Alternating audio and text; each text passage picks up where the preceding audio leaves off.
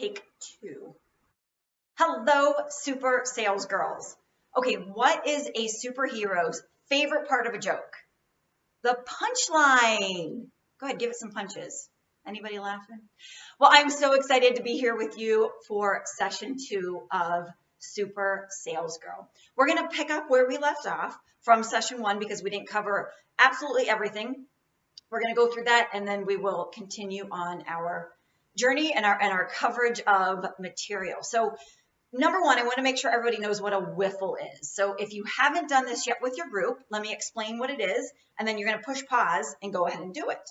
So a wiffle, W-I-F-L-E, stands for what I feel like expressing. One of my favorite tools in my toolbox that I use with groups, because what it allows every person to do is, number 1, start participating and to become present in the meeting. You've all got lives outside. You guys are running busy lives. You got a lot going on. I get it.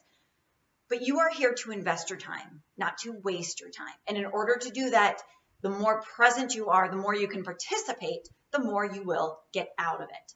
So right now, go ahead and push pause and go around the circle where everybody shares their wiffle. It can be personal, business, absolutely anything, whatever you feel like expressing. Go ahead and do that now. Okay, wiffles are done. Next, I want you to pull out your 3 start and 3 stop items that you had done during our first session and revisit it. We're not going to do anything with it yet, but I want to make sure that you have it there ready to go. And just ask yourself, has it changed? Did I realize something this week or last 2 weeks that I didn't? Is it still a priority?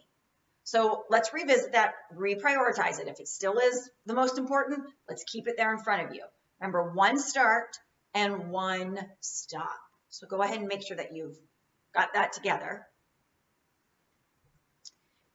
And I know that you've got choices. I read a new study this week that said we make 2,000 choices a day. I think I shared a much higher number. Regardless, we make a lot of choices each day. So your choice to be here is so important to you because it's going to make a difference in your personal, professional, and your business life. The way it's going to make a difference, though, is if you actually start living and doing what we're talking about here. It's great to come together and it's great to share ideas, but we need to go out and live it. When the famous Greek philosophers, the way that they actually tested their philosophies were going out and living it. They didn't just sit around a room and talk about things and then go back to their cozy little homes. No, they actually went out and they lived the theories that they were talking about. And that's what this is about. Go out and live these theories. So I want to encourage you, you've made the choice to be here. Now, the next choice is to actually go do what you have said is important to you. And to keep in mind, if you want to be a super sales girl, you need to be a super sales girl every day, and you will become a super sales girl. If you want to be somebody who uses excuses and blame and being the victim, and you use that every day, that's what you become.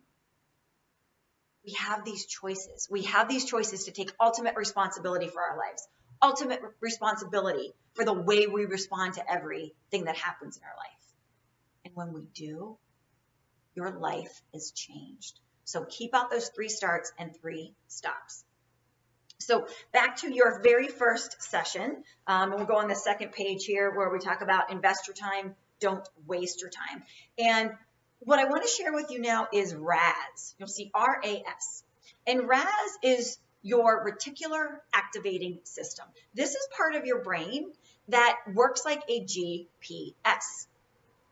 If there's something that you haven't heard of before and all of a sudden you learn it, it starts popping up everywhere. A great example of this is a car. Oh, no, cabi clothes. I'm sorry, cabi clothes are a great example of this. Now, I was not very familiar with cabi 2 years ago, and then I met Linda at the party, and I think you've heard that story. After I started studying cabi and studying the clothes, I see them everywhere, airports, meetings, church, and my daughter sees it too. She'll go, Mommy, that's a cabi shirt. Now, they were always there. People were always wearing cabi, but I never noticed it because I wasn't aware of cabi. Or if you bought a new car recently. It's funny because maybe you've decided you're going to buy a GMC, you're going to buy a new truck. And as soon as you decide you want to buy that truck, you start seeing it everywhere.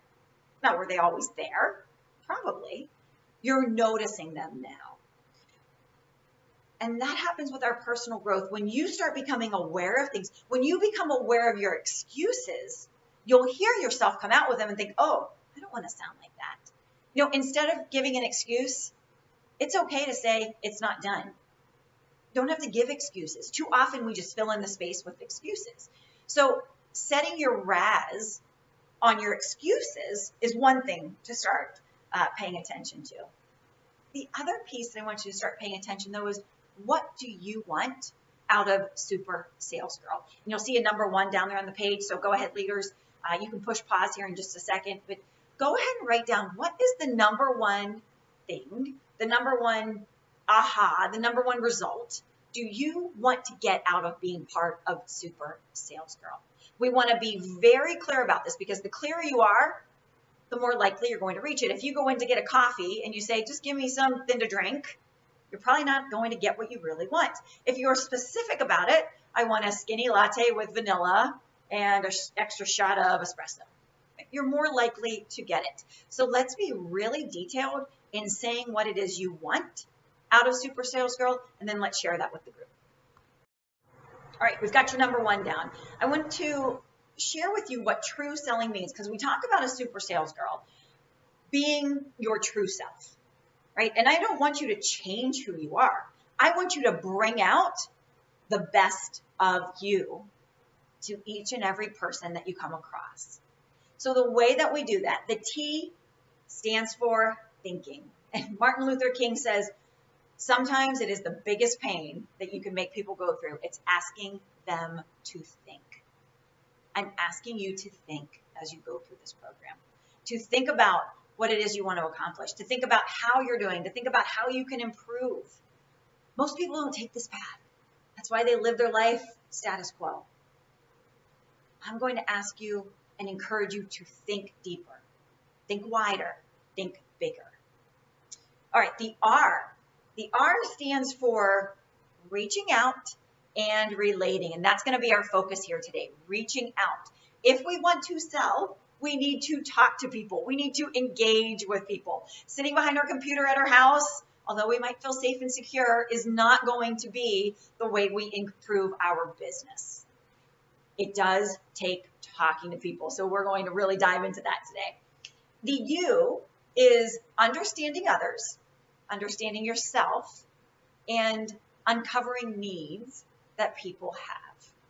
That's going to be another session down the road. We'll really dive into that.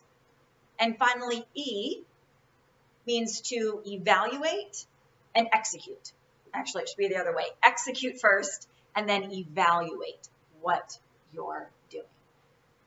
If you're not picking up yet on the theme here, I want to make it clear. We are about action and executing. We want to get our energy here in this group, and then we got to put on our cape and go out there and save the world. But we've got to be able to take action, execute, and then evaluate what we're doing, because that's how we improve. And that takes me to a bogus belief that I want to cover today with you. Each time we meet, we'll do one bogus belief. But here's one bogus belief that a lot of people have when they get into sales. And they look at people who are really successful. They say, oh, successful people, they don't fail.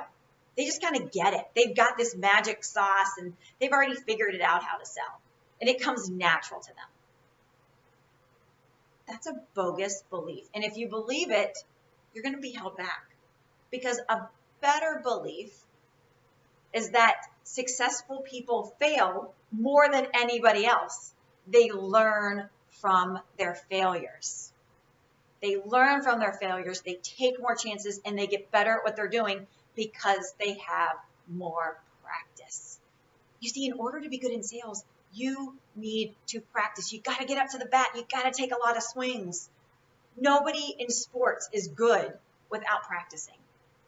The best in sports are good because they practice more than anybody else. They practice more than anybody else. So I want you to become a really good practicer, because when you are good at practicing, you have more confidence when you get out there. So let's circle back around to the R. And this is all about reaching out. Now, before we dive into the specifics of reaching out, because you're going to get that today, and I know you're hungry for it, I want to set the stage properly, though, with standards and expectations. Because if our expectations aren't correct when we go in, we come back often being disappointed, frustrated, and those are actually choices that we make on how we feel about things. If we go in with the right expectation, though, we can feel energized and excited no matter what happens. So the difference between standards and expectations are this. Standards are how we hold ourselves. Standards are that we do what we say we're going to do. Standard is that we do the best every time we reach out to somebody, and we reach out consistently. And expectation is that people are going to be available, people are going to love me, and people are going to call me back immediately. Those are expectations. And when people expect people to love them and to call them back immediately, if that doesn't happen, that's where salespeople get frustrated. And they go, oh, and they start to get these feelings, and then they let fear take over. But not a super sales girl, right? A super sales girl has the expectation that people may or may not call me back. It doesn't change my standard of activity. It doesn't change my standard of reaching out to as many people as I can, because I have an amazing product. And if I don't reach out to people, I'm not doing my job. If I don't share with people the opportunity, I'm not doing my job. But expecting people to call back immediately or to respond a certain way, that's where you can fall into a trap. That's where your cape can get a little torn. We don't worry about the results yet. We are focusing solely on the standard of doing what we say we're going to do and reaching out to as many people as possible. If we want to increase our results, we've got to 10x our efforts. We got to multiply them and get more in. So I don't want you to be fooled by busy. Right? You'll see that on your paper. Don't be fooled by busy. Because too often people do a lot of things, but they're not doing the right things. And your leaders are going to walk you through today what the right things to do are. So Zig Ziglar says, don't count the things you do the things that count. Don't count the things that you do the things that count. We're investing our time. And I can't guarantee every little piece that you do that you think is going to be an investment will pay off. It likely will. We just don't know when and where it will. When it comes to reaching out to people, there are a lot of different ways we can do it. Bottom line is we need to talk to people. We've got to talk to them. So under sales activity options, I want you to go ahead and push pause, and with your leaders, I want you to write down everything that would fall under this activity, under this category, right? Emailing people, texting people, calling people. List all the activities. Then go through and talk about what is the correct way to do it. Now, I want to caution you on this. I really want you to lean and listen to your leaders. They do a lot of emails, a lot of phone calls, and a lot of texts. Listen and learn from them what they're doing. What does a good email look like under different situations? Sometimes it'll be for a show hostess. Sometimes it will be to a potential new client. Identify those different situations and then talk about what those emails sound like, what they look like, and how to write them. I will share that less is more. People's attention spans are very short. They're saying now that our attention span is the same as a goldfish. It's like 1 second. So you do need to be quick in these types of things. Lengthy is not good. Short and sweet and valuable. You always want to be adding value. Take those things to heart as you work through this list. Remember, you're writing a list of all the different sales activity options that there are, and then how to do them. What do you say? How do you say it? And if there are a couple role-playing and practice opportunities, then go ahead and take those as well, because we've talked about practice being important. This is where the practice comes into play. All right, push pause and work on that. Okay, so you've got those sales activity options down. Next, I want you to right now put into your calendar when you're going to do them. It's important to schedule this time in your calendar and time block it out. This group is going to hold you accountable to executing what you've written down in there. So go ahead, pull out your calendars right now, push pause if you need to, and write in the blocks of time when you're going to make outbound phone calls, when you're going to send emails. And, be savvy with this time. If you're doing emails, that can happen at night after 9 o'clock, after the kids are in bed. If you're doing phone calls, be conscious of when you're making those phone calls. Be really wise about when you're going to invest your time into your business. And then uphold yourself to the standard of doing what you say you're going to do. And I'm going to tell you right now, there's kind of a choice, because you might be tired at 8 o'clock. I get it. And you'll make the choice. Do I take this time to relax? Do I fold laundry? Or do I sit down, set the timer, and work for the next 30 minutes or an hour and send out these emails that I have said I'm going to do? A super sales girl does what she says she's going to do. So to wrap up this session, at the bottom you'll see a quick little phrase, and it says to identify where you're comfortable and then get uncomfortable there. So much we hear, if you need to grow, you need to get uncomfortable. And I like that, but I want to dive in a bit deeper to it, because it's important to be in a place where you are comfortable first, because that's where your strength is. And then you get uncomfortable in there. And you are comfortable in style. You are comfortable with clothes. You are comfortable in helping people. So you're in the right place. But now, in order to grow, you have to get uncomfortable in the space that you're in. So I share that because you are in the right place. And you are in the right place to start getting uncomfortable. If clothes and helping women is truly your passion, then recognize that you're going to be uncomfortable and become okay with that. And then the last expectation that I want to help set with you is that as you're growing your business, or maybe you were first starting into the business and people said, I'll help you, or I'll host a show, or maybe they didn't ever say it, but you were hoping, right? You were drinking the hopium that they were going to host a show.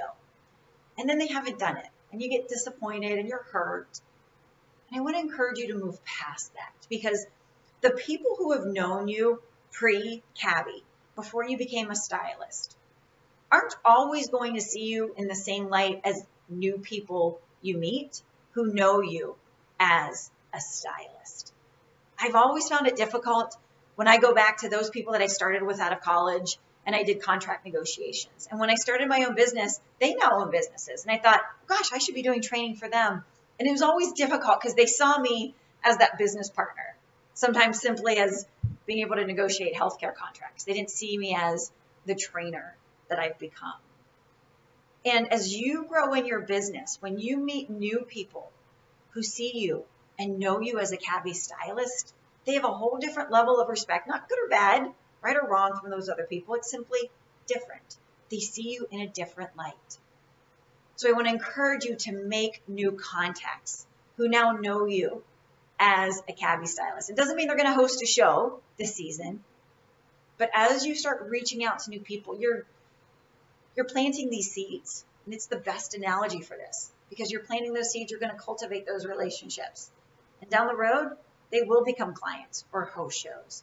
But the more people you can meet now and connect with, the better your chances of really growing this business. So if you've been disappointed by people who haven't hosted a show who said they would, or someone hasn't done what you expected them to do, now's your time to let go of it. Don't let those expectations hold you back from a new standard of being a super sales girl. So thank you for joining me on this one. Continue your discussions with your group, and I'll see you in the next session.